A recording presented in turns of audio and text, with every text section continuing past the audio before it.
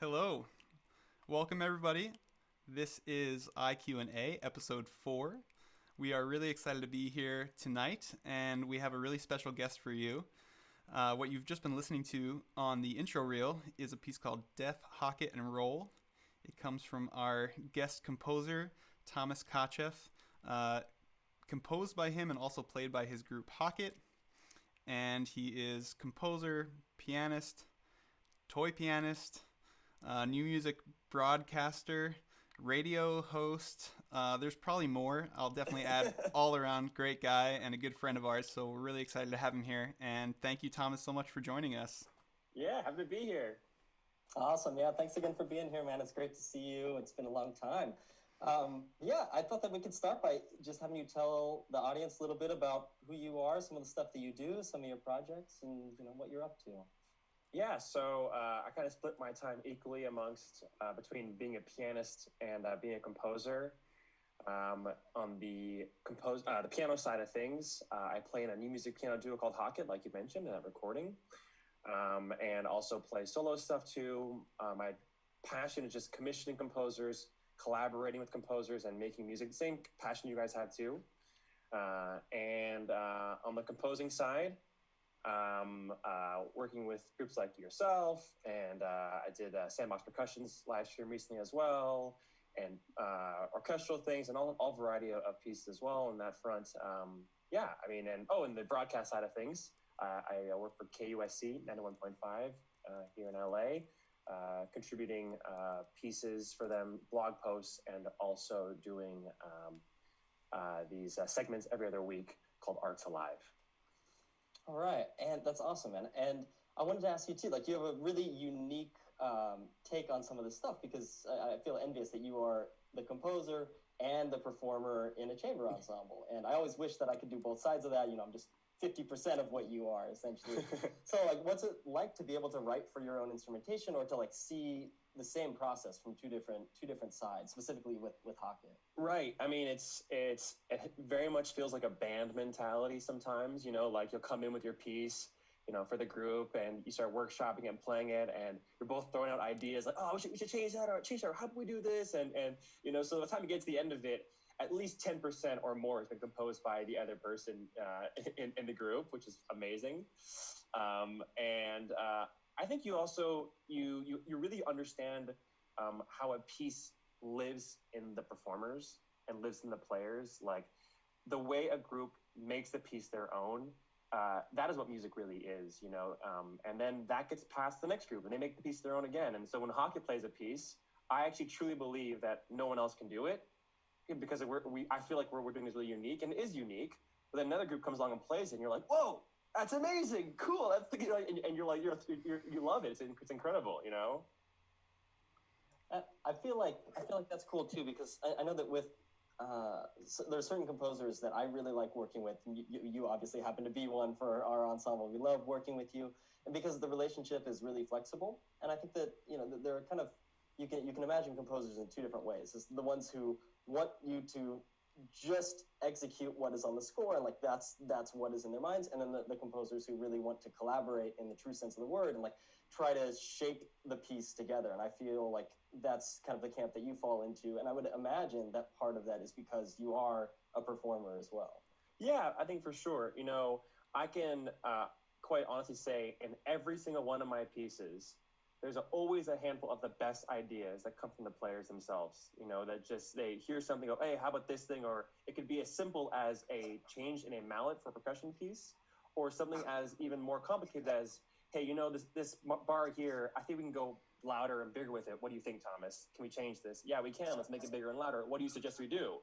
How about I hit these more things? Great, let's do it. So you can make it the project and the result even stronger at the end by taking all the input in and working that way. And that, for me, that's how I like to do it. Well, on the flip side, though, don't mention names unless it's us. Think of an example where you're working with someone or a group, and they were like, I really think it would work better if this was that way. And right. You say no. I think that's it has come up before, and I think you have to be diplomatic about it. I like to lean on the side of the performer, to be honest. because the performer is the one going on that stage, and they're the one who are representing the music and the piece. And if they don't believe in it, then you're doing your piece a big disservice. So I'd rather take away 5% of my idea and give them, the empowerment of that section to make it their own, than say, no, that's not going to be correct, and then them be like begrudgingly going on stage and going, oh, this is silly, and just doing what they don't want to do. It is a balance. It is a give and a take. I've had situations where I've been too lenient on too much, but it's always a balance. Spoken like a true performer right here. All you composers out there listening, take note. Your instrument is piano, and yet when you're mimicking performance, you did this. Yeah, that was a very interesting little Freudian thing there, huh? Well, in the clip we're gonna play, I left a roll off the list. You also do play some percussion in Life, or at least that piece that you wrote for HOCKET, right? Yeah, so when I was writing the big piece for Sandbox Percussion, the 30-minute quartet, I decided to take drum kit lessons in the 6 months leading up to writing it. And it actually really changed my entire world. I think of my pieces like percussion music that is before that piece and afterwards. Just the idea of learning about different stroke patterns, double strokes, buzz rolls, just learning the basics and what you can do and how it fits in the hands actually really changed a lot for me. So then when I went to write the piece for HOCKET, I was like, now that I have 6 months of lessons under my belt, I'm basically a pro at this. So so might as well try and take it for a test run here. So I wrote into the part this section of the piece where I drum on top of the toy piano. And I also just really like this idea that with all my pieces, the pieces for you guys and for any other ensemble, that I'm really writing a piece just for you guys. Yeah, of course it goes on to have life afterwards, but really I think about what the group has to offer.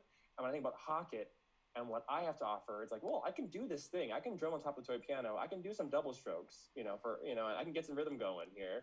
So I want to write a part for myself. And then incredibly, another pianist percussionist played the piece and the part afterwards, and I was totally amazed. Awesome. That's awesome. Well, man, you're convincing during this performance, and you do it great, man. It's awesome to see. You're gonna have to pronounce the name of this piece for me, by the way. Oh yeah, Waga Nacha Fatagen. Okay, and where does that come from? Me and Sarah Gibson wrote our two pieces for our ensemble on this concert. Specifically, we wanted to use H.P. Lovecraft stories to inspire us. And on the Call of Cthulhu, they had this prayer for this massive sea monster to have him, when they worship him, and that's the end of the prayer. Cool. Yeah, it reminded me. We have this Ligeti piece. I'm sure you know of the percussion quartet with the soprano. Yeah. It's Sipple, Doppel, and then it's got the long name that no one can pronounce. So we do the whole Office Space Naga, not gonna work here anymore. And that's what I see when I see your piece. Waga, Naga, not gonna work here anymore. So cool. That's very cool that it comes from that prayer. Well, I have that queued up. I think we've been talking about you drumming and killing it with HOCKET, so we're going to see a little bit of... Can you say it one more time? That one.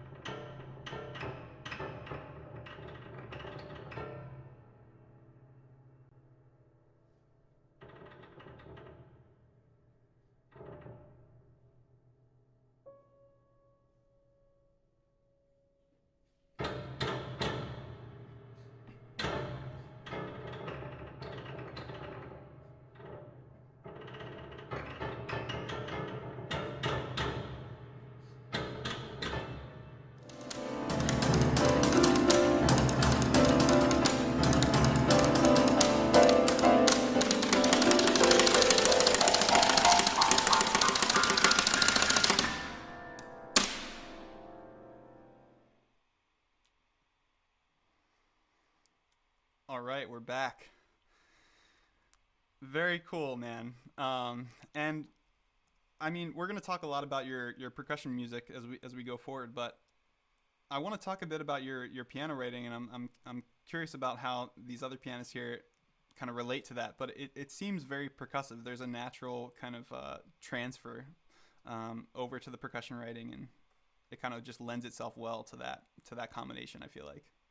Yeah, and that piece specifically that we just heard, I actually used the same interior setup with the muted beanbags. The beanbags, Oh.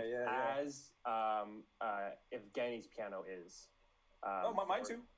Yeah, but the setup is Evgeny's setup. Yeah, for that piece. So yours is the enhancement, above that. Yeah, I think that's for that piece for sure. Very percussive piece. Not just because I'm playing the drums, but because my idea with your piece, but also with that piece, was to take the instrument and create this kind of like different kind of percussive element. And when you mute the piano that much, there's not that much pitch left to hear. You're just hearing these clinks, and you guys know. When you're playing the piece I wrote for you guys, if you make a wrong note in the muted section, I mean, no one's probably going to know because it's more of a percussion sound. Yeah, I was, as I was telling you before we started this, I did some research before we began and looked at some of your older pieces, and I just, if you don't mind, I'd like to talk to you just about you as a pianist for a little bit, because for anyone who doesn't know some of Thomas's older stuff, okay, I don't want to call it like neo-romantic, but it's more of what you think of as piano. So, to start this, I actually have a question. Do you ever play like standard piano repertoire, not in reverse order? I saw your Twitter video. Right. So I guess the question would be what you consider to be standard repertoire. Right. As a solo pianist and even HOCKET, our repertoire is 99.9% living composers. This year, I had a very big project where I played a new piece by Frederick Rzewski called Songs of Insurrection, which is a 75-minute solo piano piece. Huge undertaking for me. So that to me is where I feel most comfortable is playing music by Rzewski. Older stuff, I probably will play Copland. I've done some Copland stuff recently, and when I was in my undergraduate, I loved playing Copland. I think for me in general with repertoire with piano, I'm always looking for pieces that I just feel like my interpretation is going to be for me satisfying to put my mark on it. I really believe that what we do as performers is this art of interpretation and taking a piece and making it our own. And I don't want to hear someone replicate someone else's Chopin. I want to hear their Chopin. And I know for myself, while I love Chopin and I teach Chopin, I have no interest in putting my mark on how I do it as of right now. But when I look at pieces like by Rzewski, and maybe like even like Debussy, sometimes I'll do it for fun, I feel like, maybe I have something to say about this, maybe I have something interesting, to do with this. So. Do you feel like sometimes, because, your piano etude, for instance, is, you mentioned Debussy, it's clear homage to the 8-finger etude, right? Right. In a lot of places, not the clusters which we know and love from you. Do you feel like that's maybe your way of interpreting, or is that not like part of your thought process at all? For that specific piece, I would say so that project came around because the pianist Mark Robeson was commissioning these companion works for all the Debussy etudes, and I got 4 fingers. I asked for that one. So I think for me, actually, a lot of my music recently has been full of quotation, like that piece. But I like to think of my quotation as when you love something so much, you hug it until it's squeezed, and it's like it's been squeezed too hard. You've heard it, and almost like you pet your dog too much, And so with the Debussy piece, I was like, okay, I want to pay homage to Debussy, but I really want to almost do so much of what I like, so much tribute to Debussy that I'm going to ruin it, and it's going to be like I'm going to bastardize the piece, you know. And I just wrote a piece a month ago, part of Jennifer Koh's violin series she's been doing of all these commissions, where I did the same thing with Tchaikovsky Violin Concerto. I like pulled these quotes from it and then just completely ruined the piece. But in a way, I'm showing how much I love the piece by ruining it. You know, this is kind of a funny. It's nice that you picked Debussy because this is kind of what he did to Wagner, right? Oh, yeah. With his quotes of Tristan, it's almost for him. He explained it kind of like as exercising this ghost on his shoulder. Like, is that something like how you see it as kind of a way of expiating some of these influences, or you feel like?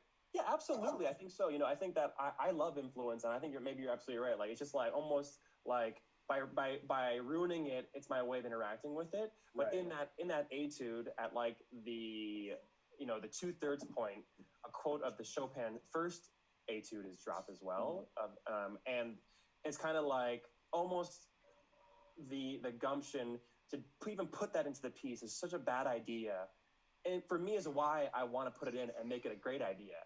And then I use the Chopin first etude, which, you know, for those who don't know, it's all these arpeggios that are quite challenging to get through. And then I just start making them completely like atonal and like and completely off the wall arpeggios. So again, almost I managed to ruin two pieces in one piece. You know. Well, Debussy dedicated his etudes to Chopin, so there you go. There you go. There's that's right. The lineage is clear. Maybe we can. Do you want to play a little bit of the etude for everybody? Yeah. We've got this queued up, and I'm just gonna give a little disclaimer to remember this sound because it's gonna come back later in the session here. So, all right, here is etude number 1.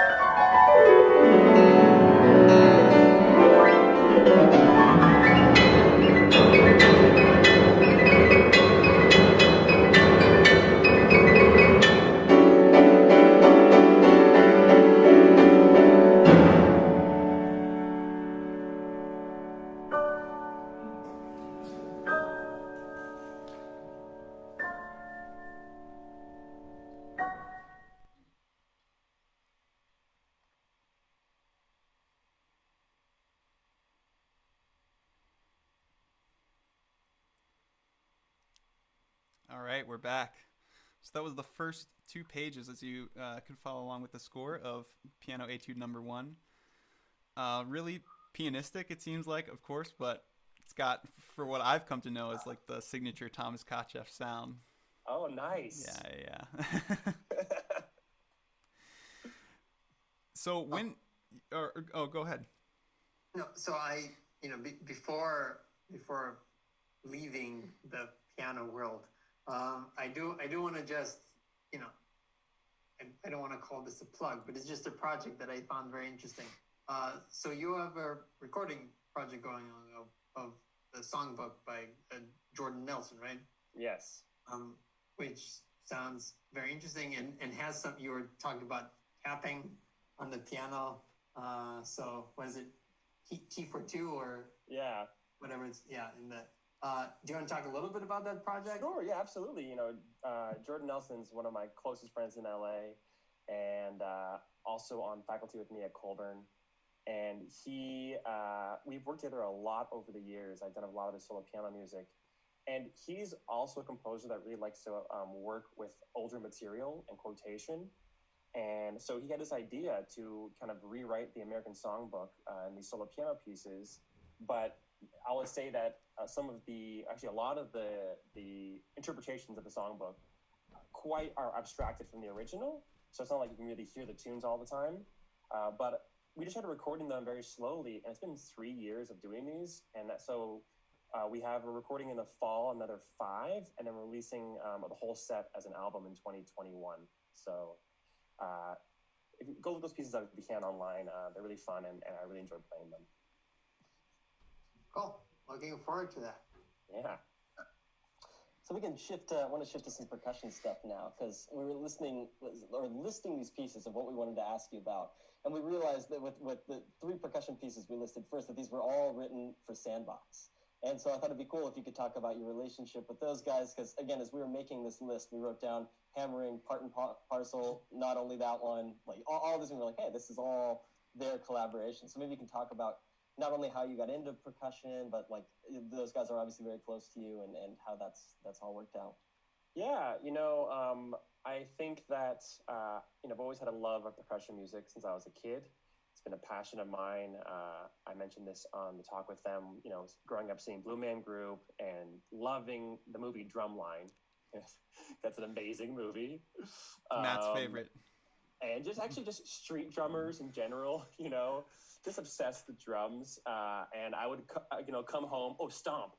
I came home after seeing Stomp, and I built this massive setup in my room, and I used kitchen sticks and ladles to bang all my pots and pans. It was a great show. It was amazing. But so I've always just loved it. And then when I was at Peabody for my undergraduate, I had the amazing gift of being able to see Peabody Percussion Group in action for 4 years, and it was life-changing for me. Like, those concerts were like the highlight of my semester, which is funny because I'm not even a percussionist. So I'll like run to the hall, and I couldn't wait to hear what was gonna happen, and for me, every piece I was just completely captivated by him, and I loved him, and I was like, you know what, like, this is what I want to be doing. I want to write this kind of stuff. I want to do this, so that was there in my heart, kind of beating away. And then, of course, did all of Sandbox go to Peabody? No, 3 of the 4 went to Peabody. But we really had our first collaboration at Norfolk Chamber Music Festival. And that's where I actually wrote the first draft of Hammering, as well as a piece which no longer exists, but for your instrumentation, called Lever and Ride. And so that was my first kind of venture into percussion music. And it just felt really like I was writing in a language which spoke to me, and I really enjoyed it. And that kind of, between, at that point, Sandbox was in a different iteration, different members of the group, but they took to the piece. And then our collaboration started beginning, and me really enjoying, obviously, their company and their input on my music, but us building things together, that piece. Then Part and Parcel was next about a year and a half later, maybe 2 years later. And then after that, I emailed them, and I was like, this is when I was in my doctorate, saying I want to go for a big 30-minute one. Would you guys want to take this down with me? And they were like, let's do it. And so that was not only that one, but that one and that too. Awesome, and that's the album that just got released that everyone can go check out. So definitely Spotify go listen to this. Yes. Cool. And so Lever and Ride, I actually we wanted to bring that up because it's interesting. When the first time, I think I was the one who emailed you many years ago, before we even knew each other. And right. Jeff had said something, or maybe we had talked to some of the Sandbox guys about that year at Norfolk, when you could either write, I believe your options were a mallet quartet or a 2-piano, 2 percussion. No, it was both. Oh, you had to write both? You had to write both, yeah. Ah, okay, I see. And so Hammering was the one piece, and Lever and Ride was the other piece. And when I first contacted you, it was about that piece, and I don't think there was a recording that we could even access. And so I remember asking you, do you have a recording of this? Where can we get the score? And you sent it to me, and we listened to it. And I think you said, you're like, you can have this, and you guys can do whatever you want with it, but I'd rather do something new. Right. For you guys. And so I'm curious to hear you talk about that piece and your development kind of as a composer too, and going from that to then going from the piece that going to the piece we're going to talk about next, which is the right for us. So, Norfolk, it's a very fast festival, and of course we had to write 2 pieces, and we had about I think it was about a month to do 2 pieces. So I think both pieces came out in a very raw form. Hammering, which the mallet quartet, that was the first draft of it, and it was only 5 minutes, and the final version, which exists now, is about 7.5. So I redid it, and redoing it was actually Vic's idea, Vic and Ian, their idea to make it longer. And Lever and Ride for 2 piano, 2 percussion, I kind of had the same vibe for myself. I was like, oh, there's a lot of good ideas in this piece. I really like it, but if I had my way, I would just change a lot of it. Including the fact that it had to be the exact ensemble as the Bartok, 2 piano, 2 percussion piece. And I just was like, if I had my way, I wouldn't have the exact setup as the Bartok. I have little extras put in there. And so I ended up with a piece I thought was really cool, but not exactly what I wanted. And so when I gave you the score, I said, yeah, here it is, but I'd rather write something new. And I don't know how much time passed between me saying that to you and you taking the music and us starting down the adventure, but I feel like it was a good 2 years later. It was some time, yeah. I'd say about 2 years. Yeah. And then when you guys came back to me a couple years later, you wanted a matching piece for textures. Am I right? Yeah. Yeah. And I think I did technically do it. What yeah. because you gave me the interpretation for textures, and I did it. I followed it, but I mixed up all the instruments around the room, so you couldn't actually. That's right. You're right in that way. Yeah, it's the instruments, but they're split up in a different way. It's actually funny, right? Because when you were talking about the Bartok, and like you had to write for that exact setup. So a lot of times we commission people and try to like build specific setups for people of use this instrumentation because we're a hard group to travel with, and so we like to make it never works out, and I think that's okay. It's not a bad thing in any way, but it is funny like how I don't know, I'm curious as a composer too, like what do you like to get from people as like guidelines? We're still looking, by the way, for a companion piece for the Bartok. That's right, we are still looking for it. Okay, maybe I'll edit Lever and Ride as the companion piece. I think that, of course, limitation is actually really great for a composer, like giving great guidelines. And actually, I really do like Lansky's textures. That's a great setup. I'm really on board for it. But I think whenever I'm kind of negotiating an ensemble's idea versus my own idea, I'm trying to find that balance between I really want to interact with this thing and do this and do that. But also I'm thinking, but maybe I don't want to go in a direction that's not going to be true to what I want to write. So it's kind of like that, I'm making a balance with myself and with you guys, and I think for me, I love the texture setup, but just the instruments themselves and not where they were in the room, and specifically because in your piece, I really wanted you both to have that scale that I came up with, that matching scale, and you just couldn't do that scale if you followed textures because they're all divided up. You had to, so they're all cleanly separated out. You had to mix and match them to get the scale, And so I feel for me, I was so stuck on that idea of the scale that I just couldn't get away from it. And maybe it was my fault. It was worth it, man. I mean, the whole excerpt with the sevens going down in the different time cycles, it's like I love that part of the piece, so. Right, and there's always a part of me that wants actually the piece to be as easy as possible, which sounds kind of crazy, but I want it to be as playable as possible. And so my idea for that section actually wasn't that I would make you both your own scale. It's that I had these idea for these dyads that were always going to happen, 2 notes simultaneously the whole time. And I guess I could have figured out a way to divide it up in the old setup, the texture setup, but having you do 2 notes and then you have this insane HOCKET that wouldn't make any sense and really hard to do. So for me, it's like to make it as playable as possible and as easy as possible for you guys, you have to rearrange the instruments. For sure. I wanted to ask also about the limiting, with the piece that you wrote for Sandbox and that one too, you have like kind of this Xenakis idea of the materials being the movements. Was that your idea to kind of restrict yourself to being only on wood for 10 minutes and only on metals for 10 minutes? It was my idea. I think for me, with that piece specifically, because it was a large piece, I really wanted to kind of fit in with the repertoire, like be a part of it. And there is something about the repertoire, like you mentioned, that has this history of doing this thing. And, David Lang as well, so-called laws, like it has this like kind of like limited quality to it with the sound world it goes into. And so I think that was my way of leaning into it. Cool. Yeah.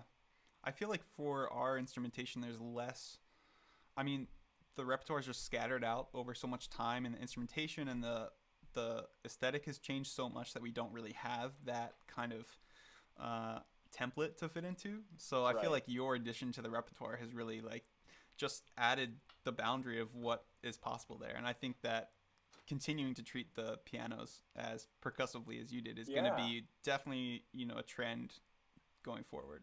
Yeah, I think, you know, one problem I've actually had in my music, which I'm still reconciling, specifically in percussion music, is how to bring together mallets and unpitched like junk sound. Like, you guys know that I love, you know, bottles, trash, junk metal, all those cool things, and then I just have trouble putting that together with mallets, you know. And so when I was approached with your piece, 2 pianos, 2 percussion, I just felt that same, like, you know, insecurity. I was like, oh my God, the piano has to make friends with a bottle. What am I gonna do? You know?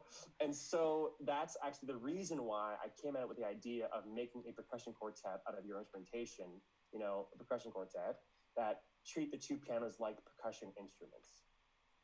Yeah, I mean, it definitely makes sense. Like, it's hard to imagine this piece, and people will hear it in a little bit when we actually play some excerpts, but like, I'm picturing that piece without any of the extended techniques or without any of the muting, and imagining the piece blending, right? And it's just that it won't, right? The pure sound of a piano, like, I at least, I don't know, I guess some composer could prove me wrong, but it's hard to imagine that, you know, mating with a bottle, with some sort of trash instrument. Well, then, and that's why for me, at the very end, when you finally get the piano as it is, it's like this big, like, release, like concerto style, completely over the top, like so hammed up that it's like, it's obnoxious in a way, you know. And that's like the more, and then that's like the this is like just it's like this over the top thing that happens at the very end. Yeah, totally. So another thing I wanted to ask you about, because before we get into these two pieces for us, is, and this is a topic I feel very passionate about rudiments. Okay, because these are so, and then pianists, don't shake your head at me.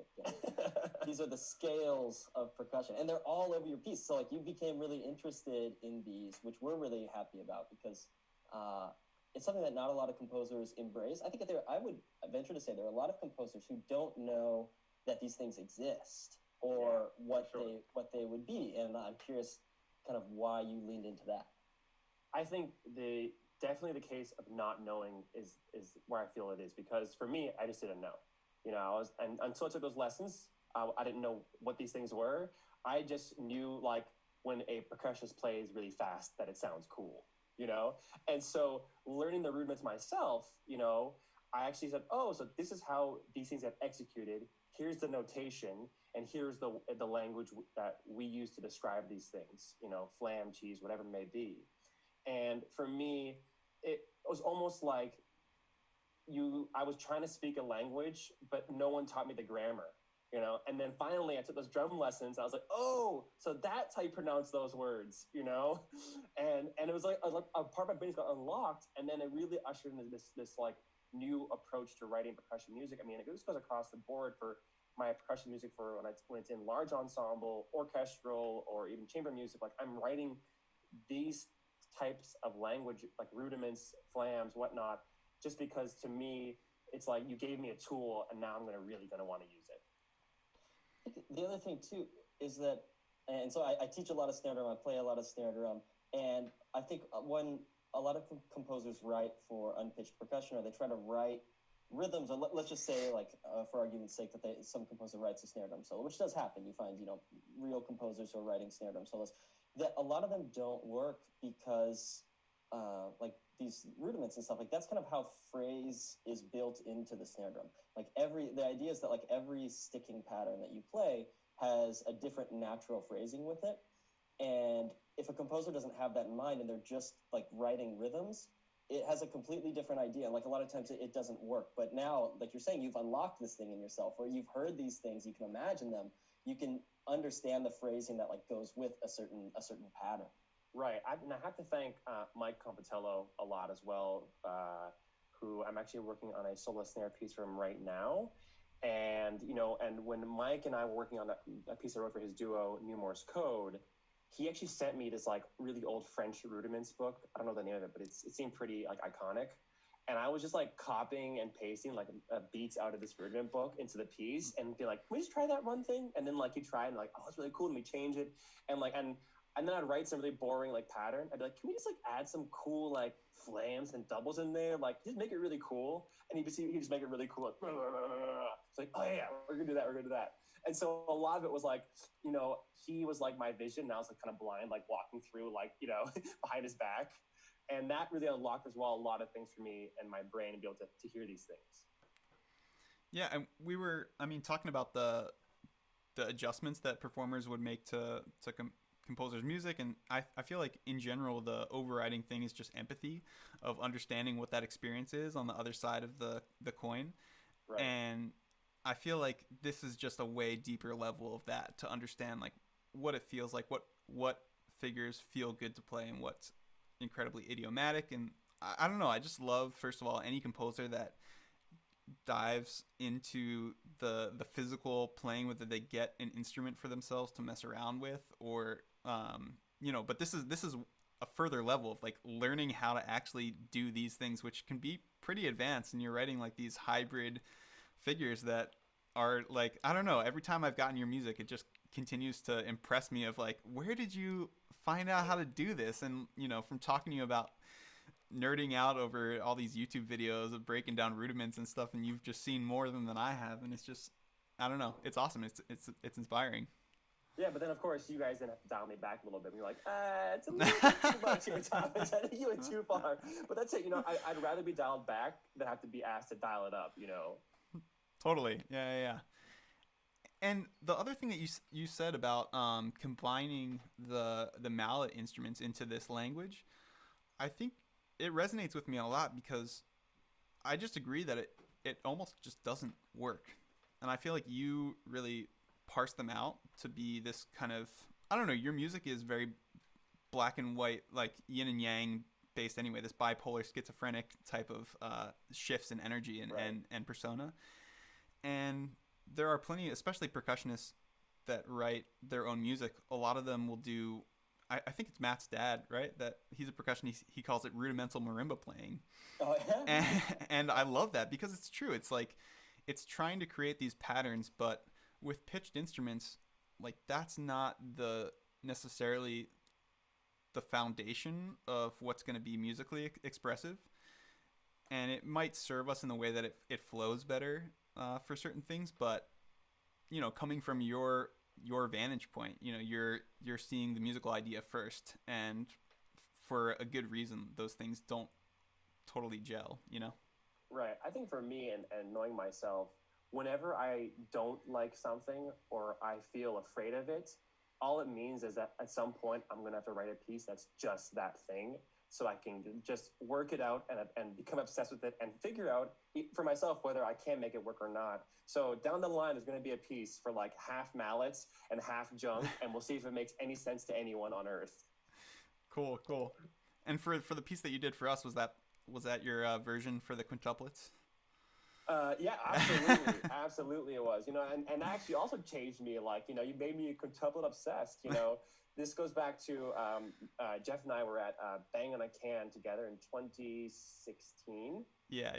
Yeah, and I was complaining about quintuplets to him and how I hate writing them. And it was twofold. One, I'm really bad at playing quintuplets.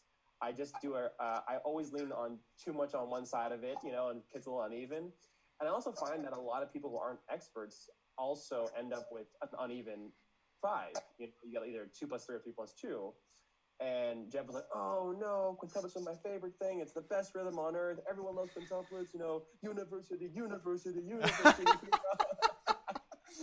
And this is all in like the Holiday Inn pool, by the way, too. Over beers, you know. And so then when I went to go write your guys' piece, You didn't like the university trick? oh, I love that trick, you know. And trust me, I actually lean on it. It's my crutch. Yeah. You know, I've said that too word now. for the This is last all 4 because of years. Jeff. Any other word, you know. That's all I say. Right. But when I was going for your piece, I was like, I'm just going to lean so hard into quintuplets that we'll see where I can go with this. And then that was even expounded to the duo servo, which is exclusively about quintuplets. Awesome. Yeah. Well, man, it turned out so great, and this whole process of working with you through that year. I mean, it took us, from the time of talking about Lever and Ride to really getting close with each other at Bang on a Can and getting the momentum happening for this piece. And finally, if that was 2016, we had the piece going in 2018, I think. Yeah, we recorded in 2018. 2018, and we premiered it earlier that year. And yeah, having the awesome team with Mike Lorello recording that and Nick doing this videography, it just was an amazing process from start to finish. So you'll hear a lot of these ideas kind of culminating in in this piece. The first excerpt that we have for you is going to sound a little familiar because we've got these ideas from that Etude number 1.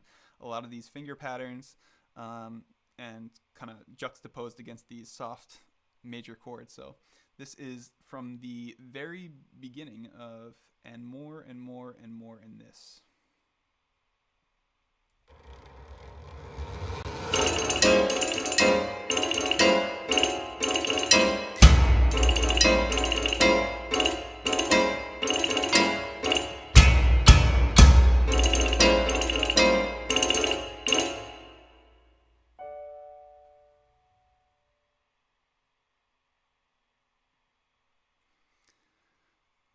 All right, we're back. Yeah, so cool. I mean, and obviously, in addition to the added percussion, we've got the extra effects that Yevgeny's doing over there on the piano. Which Yevgeny, had you done anything like that before this piece? I've never played with a credit card before. I've done, I don't think we heard in that excerpt, but, I've done muted strings, of course, and glisses inside the piano. But that opening sound, which, sounds great, but also with Mike's mix, just comes to life, I have to admit. That's scraping. That first section of the piece, I'm pretty sure it's just a percussion section. I mean, you tell me, Evgeny, there's only very few actual playing on the piano, right? So Larry's part has some playing. I have, besides clusters, I have 2 passages of yum. That's right. It. Literally, that's it, I think. Yeah. Other than that, it's all either clusters or inside the piano stuff. Right, and you play that bit standing up, that which is a hard feat in itself. Thank you. But yeah, it was fun. I remember when we're opening the score and use a credit card or any plastic, and I'm opening my wallet, I'm trying to find something that I can reuse. I still have it. It's right over there. It's like the Wall Street pizza from New Haven gift. It's a special place. The card that I used to play that piece. That card forever will be tied to your piece. And we've preserved a piece of history there because that place doesn't even exist anymore. They so close. yeah, They close. It's the end of an era, right? But it will always be remembered through our video. Yeah. Through this piece. Yeah. So, can you tell us a bit about the piece? You touched on it earlier, Thomas, about the structure of the piece, because I think it's really cool. I remember when I first heard the name, I was like, "What's he talking about? Did he accidentally copy and paste and more and more and more and this?" What? Right. It's actually funny because on the original title, I had only and more and this, and then I played the piece for my fiance, and I was like, "I'm thinking it needs one more and more," and she was like, "This piece is crazy, dude. You got to put one more in there." And I was like, "Yeah, it feels like it needs one more." So I think it really, it matches the form of the piece. I have this one section, and then there's more, and then there's and more, and then there's the end this, at the very end. But I really also see the and this being the very, very, very final note. It's just after all of this, even through all this music, and then. Which is awesome too. It's such a funny end. So I don't know if we're gonna hear that part today, but basically there's these huge sections that are going on, and then the piece is basically over. Everyone would think the piece is over. I think we even kind of leave the setups for a second. It's a long rest, then it's a snare drum roll that plays 4 notes, and then the piccolo woodblock plays 1 note. So and that's it. After this I never knew that was the this. Well, let me say that is the extra this. It's you have the this, and then there's also and this. Yeah. That's another piece. I love it. I love it. Yeah, so I think that I think a lot of my music in general does this kind of A goes to B, goes to C, goes to D, just kind of keeps moving and keeps building, and keeps juxtaposing and keeps building, and so I think my titles reflect the way I feel when I hear my own piece played back to me.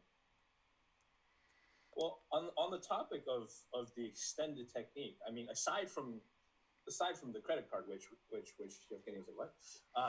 The rest of it is I mean, by a lot of standards, relatively tame, right? There's no like ping pong balls or crazy stuff put in there. I mean, what is your conception of how you use extended technique? Right. I think the concert pianist in me who does play a lot of pieces that require extended techniques, I'm always trying to take the fastest shortcut to get the result I want, and also to not piss off any technicians. So those are the two shortcuts I'm trying to make, and try to make that balance. I think the credit card thing is pushing it, for technicians, I've seen worse. I mean, it's in one of the Crumb American Songbooks where he has you scrape a pital. Oh, wow. Against a bass string. Yeah, it's that caused some issues. People don't love that. No, they do not. Oh, that's metal against metal. I mean, that's going to cause lasting damage. Right. Yeah, so I think that for me, it's about getting as fast a result as possible, And so in the piece, I use a lot of these mutes across the instrument, these tube socks filled with BBs, which goes back to Stephen Harkey. He did it first in his piece Meanwhile, and after he did it, every single one of Stephen Harkey's students on Earth built their own mute like this, and I specifically own, between me and Sarah and HOCKET, we own like 8 or 9 of these things. Like we could cover up 2 whole pianos with our mutes, but it's the easiest and fastest way to mute a piano, and non-invasively, and not hurting it, and not touching a single string on it, and it's an amazing tool that we use. Have you had any trouble traveling with those? Yeah, they're heavy, and also they're weird. They're weird. You get some weird looks at security, right? Yeah, that's right. For sure. Yeah. I have to admit, I do appreciate, and that's the performer side of you. There are specific places in the score where remove the top mute, and then at a different time, if there is time, remove the lower mute. Like, it's all very planned out. I found that, like, especially that section, I guess the first one too, it's a lot about choreography, like which hand goes where. I know percussionists talk Building about empathy for the percussionist, yeah. Yeah, I mean, obviously, because I'm a pianist, I could walk through both your parts and make sure I could do the physical actions. But it's really important to me that even when I'm not dealing with piano or percussion, that I try and imagine the physicality. Like if I'm the violist and I have to put a mute on and off, I'm like sitting there like, okay, I'm playing 1, 2, 3, ready, play. Okay, I have enough time, I can do it. And if I could do it like that, someone could probably do it in real time with a real instrument and the professionals, Yeah. Cool. Well, the other part that got me really excited when we first got this piece, seeing the rudiments and seeing all the, percussive aspects of the piano, this is super specific, but I love the way that you use meter. And so Thomas does all these tuplets that cut off and don't complete themselves. And I can't think of many examples other than the French composer Philippe Hurel that did this. I used to play his vibraphone solo, and he'll do, you're playing quarter note triplets, but you play 4 notes in that same grouping and speed, and then you move on. It's not a regular amount, and you have this all over the piece. So seeing that combined with the 5s and everything just gives this real intense form of interruption and kind of unsettling, but it works really well. And so we can pack in that and this to finally get there. We're going to play a little bit of the end. This is the last section where everything kind of just goes ape, and you'll see what we're talking about.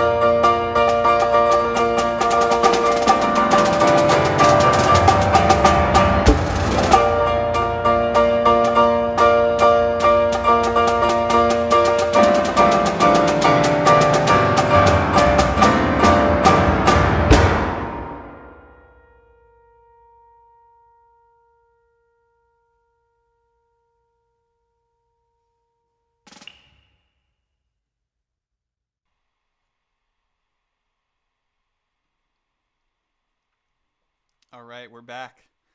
That was the very last section of And More and More and More in This.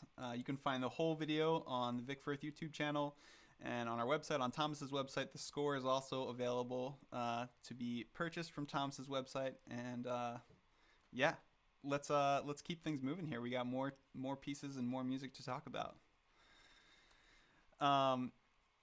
So the next thing that we wanted to cover is just this kind of evolution. We've got your rudimental stuff building up and your rhythmic language building up, and you mentioned working with Mike Compitello, and how this kind of language continued to evolve through workshopping with him. Do you want to talk a little bit about then and then this? Sure. So then and then this, the piece for New Morse Code, Mike Compitello and Hannah Collins. It was actually the first piece where I really started to, I feel like your quartet was maybe like the baby step on Rudiments. But actually, I kind of wrote them very similar times, but then the piece for Mike was really like quite heavily built with Rudiments involved. And like I said before, Mike's input on that was really critical, with him like basically hamming up my music to make it really cool sounding, and me copying it. And actually similar to at the end of your piece, where I had you guys rewrite the ending and then send me the draft of what you guys did, because I wrote stuff that was too crazy. Like Mike was like rewriting stuff, and like I would sit there and just notate what he wrote. I'd be like, that's really good. Yeah, that's it. That's my music. You're doing it. Great job. So that piece kind of was this next step in this process, which actually leads to the duo eventually for you guys. But this idea of also, finding other uses of quintuplets, also the idea of taking quintuplets and putting them inside of a beat, on the wrong half of the beat. So all sorts of stuff where I just started to kind of, in my own way, baby step forward into like more and more adventurous percussion music, rhythms, adventurous rhythms, In more and more and more this, you already have a 5/3. That's true. I'm remembering now, if I remember the order of it, I wrote the first half of Mike and Hannah's piece, then I wrote your piece, and then I wrote the last half of Mike and Hannah's piece afterwards. It sounds crazy, but there's a year gap between when I wrote the first and last half of Mike and Hannah's piece. Has this piece been performed live? Yeah, they performed it live. Cool. We actually recorded it last year. It's coming out really soon, a video of it. Oh, awesome. Yeah. Nice. Well, yeah, let's check some of this out. We also have some score for people to check out your writing, and we can see some of these figures that you're talking about. And this also includes one more element that you started putting in Servo. I'm not sure if this was the first time you started doing it, but having some openness, some freedom in there for the performer to improvise or create certain sections of it. Yeah, so this was actually kind of based on, your Mike's skill set, your guys' skill set. It was almost like I was like, it's just, I can't capture what it is. Like, it's just, I want something even greater than I could write. And specifically for the person doing it, I want them to be able to like just go full ham when they want to. And so for me, in Mike and Hannah's piece, the New Morse Code piece, that was the first step in like, I can write down what Mike just did, or I just let him do what he wants there every time, And the way you guys all operate is you guys end up doing the same thing every time anyways, so you guys make up your own version and you put it in there. But for me, that freedom is really important. Yeah, because I wish that we could improvise that. I remember we got the score for Servo, and it had all these spots where it's just slashes, and in this rhythmic framework or this time span, like improvise something or play whatever you want. And I remember Jeff and I getting at me like, "There's no way we can improvise," and so like this would be amazing if we could, but like we're gonna have to compose. We're gonna have to like choose what we're gonna do here because it's so hard. We need it to be predictable. But I also remember that with Servo, and we had those sections, I expected to show you the version and for you to be like, no, don't do that there, don't do that there, in all those sections. Surprisingly, you were cool with all of it. You're like, yeah, all those improvised sections, sounds great, which I was not expecting at all. Like you were very, very open to whatever we came up with. Right. I think that, whenever I use that kind of notation in music, I really make it a point to, before I put it in there, truly be ready to accept the total extremes. One extreme being someone saying, I believe a tacit is taken here, and doing nothing.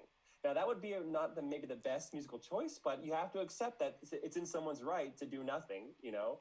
Or option B might be, I'm going to trill to the whole thing, you know? So as long as I can accept the two super extremes, maybe they're not the most musical, then whatever in the inside is going to be exactly in line. But also, again, working with great performers, they make the great musical decisions. They empowers the piece and empowers the way they interpret it, you know, letting them, you know, improvise or put their own stamp on those beats. Very cool. Well, let's hear a little bit. We have an audio recording from Mike and Hannah at New Morse Code. So this is a little bit into then and then this, and you'll be able to see how Thomas notated this as well.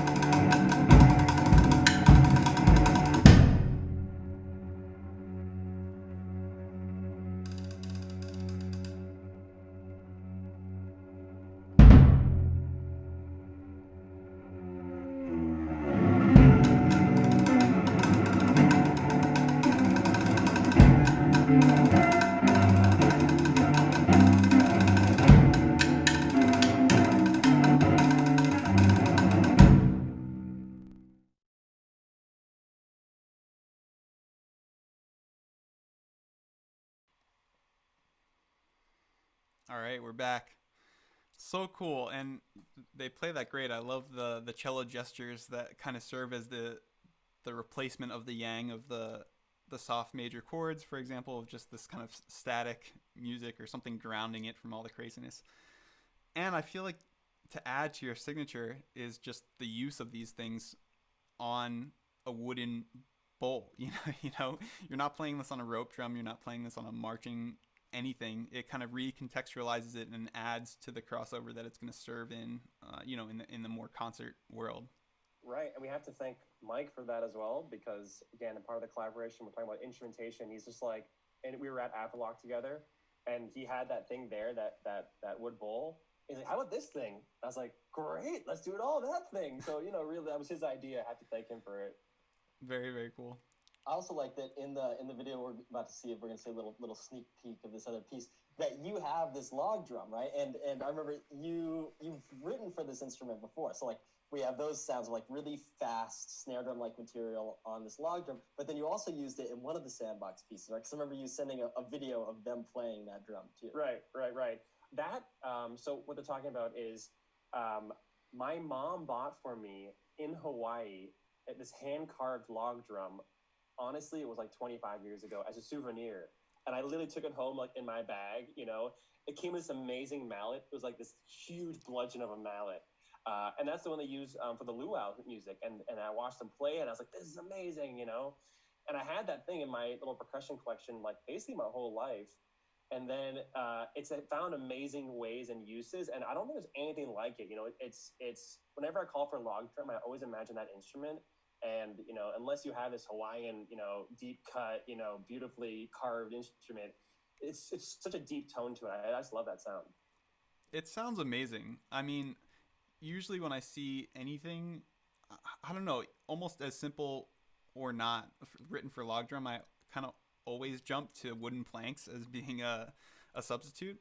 And me and Matt were rehearsing on that just because that's all we had. And like a conventional log drum, even if we had it, wouldn't really be able to withstand like the kind of figures and volume that we were playing on it because those things break.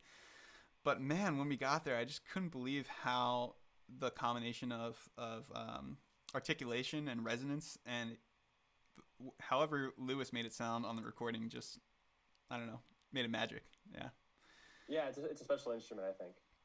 Thanks, Mom. Yeah. All right. I got a funny story about that one too. So we'll show the video of this piece in a second. But we're playing again. He said this thing's old, and it's in like actually carved out of a log, so it's actually like a cut down tree and hollowed out. We're playing it, getting ready for the recording session. We're playing on it, and all of a sudden, this spider comes out of the log and starts crawling and just living inside this thing, which was probably awful for us, like playing all these notes on it. Its home was ruined. Can you imagine? Yeah, it withstood like 5 hours of rehearsal. Yeah, resilient little guy. I forgot about that. Cool. So this video, this piece is called Servo. And this is for Jeff and me. It's a percussion duo, and Vic Firth is actually releasing the video on Saturday. So we have a sneak peek. We can't wait for it to come out for real, but since you're tuning in, you'll get to check out a little bit of it now. Cool. So here's the part of the first section that includes this log drum sans spider, and some of these figures and some of the improv a little bit too. So.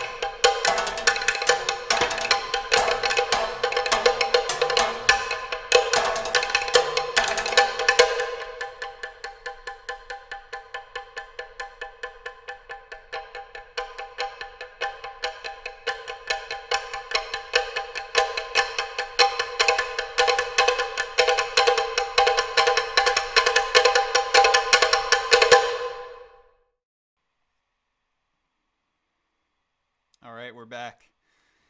Yeah, man, I miss playing that thing. Yeah, and I mean, there's more improv later in the piece, and some of that gets thrown around more instruments instead of being more creative with the rhythms.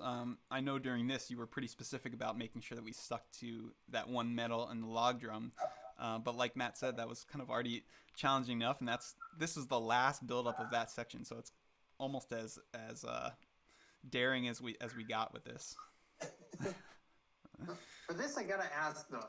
So, do you, for something like this, like for the section that we saw, it's so damn symmetrical, like visually, like even the sticking is you literally see. So is that something you put in the score? Is that something you thought about when you were writing this? I should not answer this question because it was not my doing at all.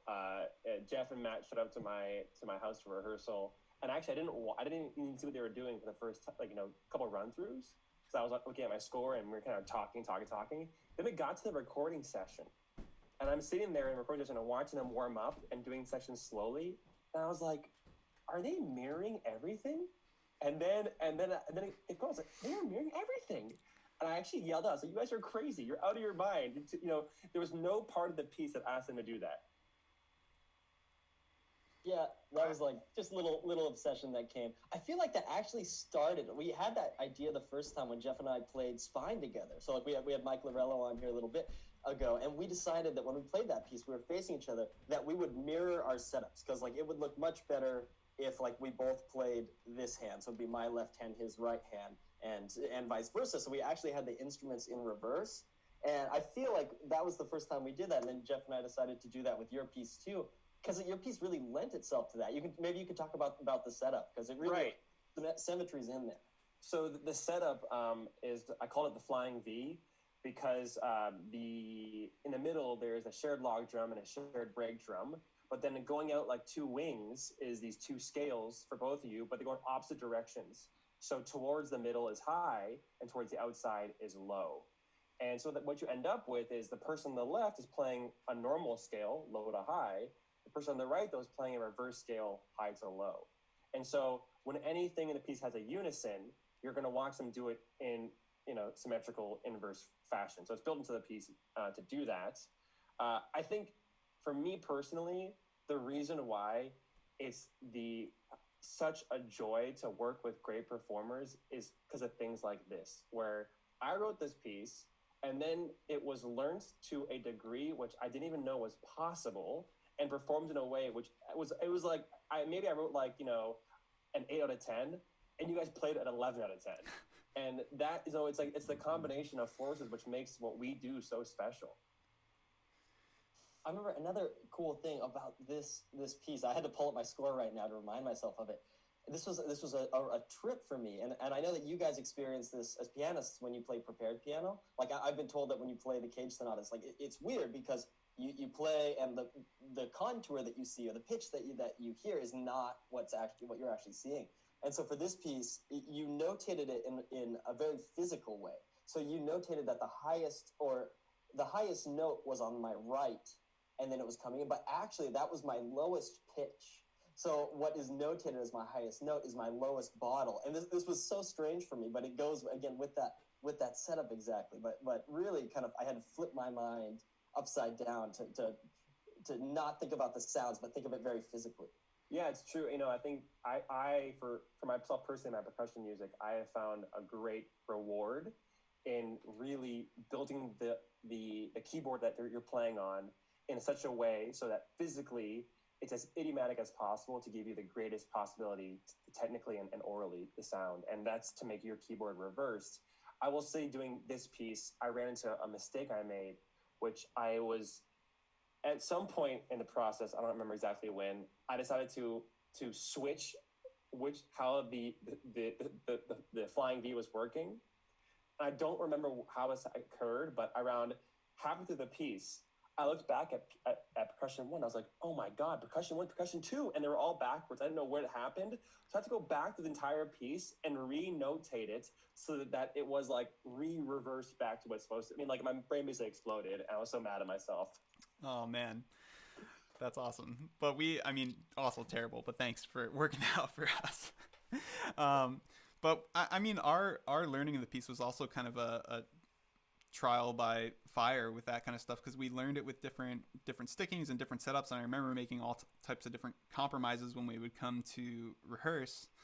And the last one, I think it was before, you know, we were putting this together a little bit before we separated for winter, and then we were going to come out and record it with you. And we were just talking on the phone, and it came to the point where we were thinking about how much we should commit to that mirroring idea. And I was like teetering on the edge of, am I going to learn this whole thing left-hand lead? Which was BS because Matt's the lefty. And I'm actually left-hand dominant, so we should have done it the other way around. But he had already made some switches for me, and he had to deal with the kind of, counterintuitive idea of the scale going the other way than it was written. But yeah, it was totally worth it, and it came out great. So we have one more clip of the piece, a little teaser here. This is going to show those scales that Thomas is talking about, and also give a little bit more of a highlight of not so much the mirroring. It goes back to the rudimental stuff, and Matt's jamming out on the tom-tom. So this is about halfway through Servo.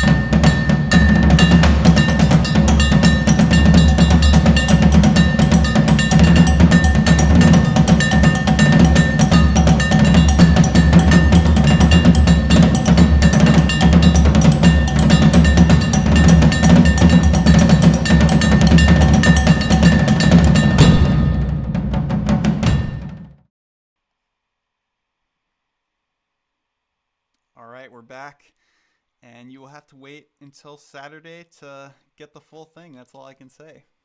It's going to be sweet. Can't wait. Cool. Well, we're going to kind of start to close things out here, and these are all really recent projects, so it's exciting to talk about all this stuff that's so fresh and this latest thing that's about to come out. But we did want to ask you what you're working on now, what's coming up for you, and what we have to look forward to after that. Right, so I did mention this new piece for Mike Comatillo, a solo snare drum piece, something that he and I have been talking about for quite a long time. And I think that maybe this would be the culmination of my rudiments and going back to the level 1, you know, just the snare drum with a few little extras, you know, on the drum itself. And weirdly enough, I'm also working on a solo cymbalum piece for Chester Englander, which is going to be a really interesting adventure as well into an instrument. This is a Hungarian folk instrument that I actually really, on normal circumstance of being emailed to do a random piece, I might say no, but I just couldn't pass up the opportunity to write for this instrument. So that I'm also pretty excited about as well. Awesome. No, those sound really cool. I can't wait to see both those. See the videos, see the music, play them all. Maybe not the cymbalum piece, but we'll see. Cool. Well, awesome. Thanks so much for spending the time with us, Thomas. It's great to catch up. Always good to see you. And thanks for the amazing music too. I mean, it's been so cool to work with you both as a quartet and as a duo. Like, we're really thankful for everything. We love your music. Thank you guys. Thank you. So much fun. Yeah, and I mean, we talked about you kind of setting a trend, but rather than other people kind of taking the ball, we'll just come back for more TK. You know, let's do it. Thank you, Thomas. Before we wrap up, I just want to, for anyone watching, so, you know, we've been talking about our collaboration with Thomas. So we've been having our own sort of call for collaboration this past, I don't know, month, few weeks. We had the deadline on May 1st, and we've been loving listening to all submissions, and we're going to have an announcement on, what is it, June 1st? Is it a Monday? It's Monday coming up. We'll announce our winners. We'll have an announcement on June 1st, and we're looking forward to work with other composers who are hopefully going to be as good collaborators as Thomas. Right. Awesome. Well, keep your eyes peeled on the IQ Facebook page, the IQ Insta, and we look forward to keeping this series going. Thank you so much again, Thomas, for joining us on episode 4 of IQ&A. Thank you all for tuning in, and we'll be in touch to let you know about next time. Awesome. Thanks, everyone. Have a good night, everybody. Bye. See you.